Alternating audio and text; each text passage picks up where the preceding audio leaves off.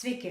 Šiandien plačiau noriu papasakoti apie RF liftingą, kadangi šita procedūra yra skirta tiek vyrams, tiek moterims ir, sakykime, truputį galbūt augesnio amžiaus, nes jisai puikiai stimuliuoja kolageno sintezę, ganėtinai tikrai labai stipriai stimuliuoja, kadangi jauna oda jinai pilnai dar turi to kolageno, todėl kaip ir tokios rimtos procedūros nerekomenduoju. Tai va, būtent, kadangi atėjo jau ruduo ir būtent šita procedūra yra priskiriama prie agresyvių ir dabar yra pats laikas, sakykime, atlikti šią procedūrą, tai yra rudenį, žiemą, ankstyvą pavasarį, vasaros metu aš jos nelabai stipriai rekomenduoju arba keičiam parametrus. Kadangi, kaip ir minėjau, ši procedūra yra priskiriama ganėtinai prie agresyvių, nes jinai turi lazerių savybių ir naudoti mes galim tiek liekniems veidams, tiek pilnesniem veidam, kadangi parodymas yra ir tiems, nes mes galim išgauti be galo daug efektų. Procedūra yra naudojamas vienkartinis steriliai įpakuotas kartridžas su 25 aukso adatom, jos yra izoliuotos ir tik tai adatos gale paduodamas yra RF banga. Taigi, jeigu dabar plačiau, pakalbėkime apie, sakykime, pilnesnius veidus, kokią jie turės naudą. Pradžioje mes praeinam labai giliuose sluoksniuose, kad kompaktizuoti, padaryti veido liftingą. Toliau antroji linijoje mes praeiname vidurinį, tai yra dermosluoksnį stimuliuodami kolageno sintezę. Na ir jeigu reikia, mes galime padirbėti su pačiu viršutiniu odos sluoksniu, tai yra su odos kokybe. Jeigu yra išsiplėtusios poros, turi labai daug sebumo, nelygumai odos, randai ir panašiai. Kaip matot, šitas aparatas mes galim nustatyti darbo laiką, mes galim nustatyti adatų gylį, visiškai kokį sluoksnį mes turim pasiekti, taip ir kokio rezultato mes siekiam. Taip pat adatų buvimą, tai yra RF bangos padavimo tą tarpsnį. Tai gali būti 1 sekundės, 2 sekundžių, 3 sekundžių ir panašiai, kiek laiko mes norim prakaitinti, tai yra denatūruoti seną kolageną. Na ir taip pat, žinoma, pati RF banga. Pati RF bangos smūgis, kokio stiprumo mes norime paduoti. Kokių rezultatų mes galim turėti su, pavyzdžiui, tokiais lieknais plona odytė. Tada jau žinoma, ši procedūra bus truputėlį kitokia. Mes dažniausiai dirbam ne taip giliai.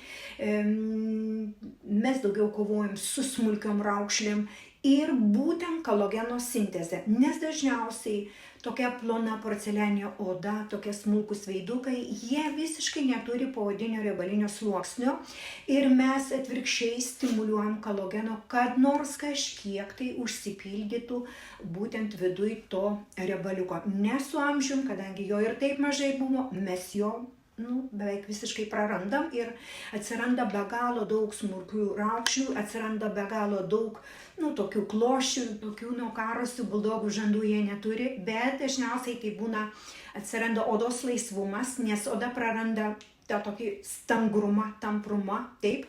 Ir kas yra gerai būtent su šito aparatu, tai yra odos, sakykime, kompaktizavimas, tai yra odos sutraukimas. Iš tikrųjų, kiek praktikoje dirbau injekcionistė, vienas iš geriausių tai yra būtent šitas RF aparatinis, kuris padeda, jeigu tai yra pas ką labai daug laisvos odos, ypač tai yra kaklo sritis, antras pagurklis, dekoltė, smulkios raukšlės. Žodžiu, su šito aparatu mes galim daryti ir veido, ir kūno procedūros, kovas su randais. Ir dar puikiai galim kombinuoti su kitom injekciniam procedūrom, norint išgauti greitesnį ir dar geresnį rezultatą. Aš dažniausiai šią procedūrą rekomenduoju, taigi vėlgi, aišku, žiūrim pagal finansinės galimybės, bet iš tikrųjų tai yra su polionuklidais. atlikus RF procedūrą veidui kaklui rekomenduoju iš karto dar polineuklido procedūrą, tai yra polineuklido injekcija. Kogi mes turėsim dvigubą naudą tuom, kad negana to, tai yra priešuždegiminis efektas, gydymas bus geresnis, plus stimuliuos dvigubai kolageno atsiradimą. Taip pat RF dar galime kombinuoti su mezosiūlais. Sudedam mezosiūlus, praeinam RF. Arba būna prieš padarau RF ir, pavyzdžiui, jeigu pas mane atvažiuoja iš toliau žmonės, iš kitų šalių, tai atliekam RF ir, pavyzdžiui, radieso arba pieno rūgšties kolageno stimuliantais. Taip kad, žodžiu, RF tai yra nereali procedūra, kurią tikrai rekomenduoju. Jinai atliekama yra kursų.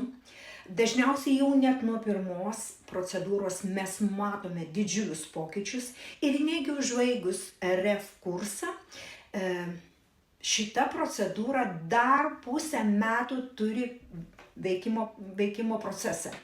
Tai štai, tokia nuostabi procedūra. Tiesa, nepaminėjau, kaip jinai atliekama. Taigi, kadangi paminėjau, kad jinai agresyviai, tai yra, turi giluminį poveikį, taip, bet pačiam pacientui jinai nėra tokia skausminga, nes mes darome aplikacinę anesteziją paviršutinę ir tikrai nėra taip skaudu. Vienas dalykas. Antras dalykas, reiškiasi, reabilitacijos periodas yra ganėtinai trumpas. 1-3 dienos tai yra maksimum.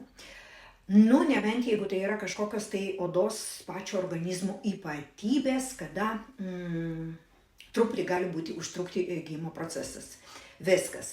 Reiškiasi, kaip jinai vyksta. Mes paduodame RF karščio bangą odoje, giliai odoje ir denatūruojam seną kolageną. Mes denatūruojame seną kolageną mūsų odoje ir stimuliuojame naujo kolageno atsiradimą. Tai yra, užleidžiam vietą naujam kolageno atsiradimui. Taip pat apačios adatos pradurimas, kaip žinot, jau dabar visi apsiskaitė, kad taip pat turi didžiulę naudą ir duoda naujo kolageno sintezę. Tai va, nesuvedant jokių priemonių, nors galime po procedūros taip pat dar, pavyzdžiui, tiesiog aplikaciškai suvedinėti įvairių priemonių, nes jau yra, kaip žinote, mūsų odoje tokios skylutės ir kažkiek, kad pagerinti odos paviršių. Tai va, viskas labai paprasta, bet super rezultatai.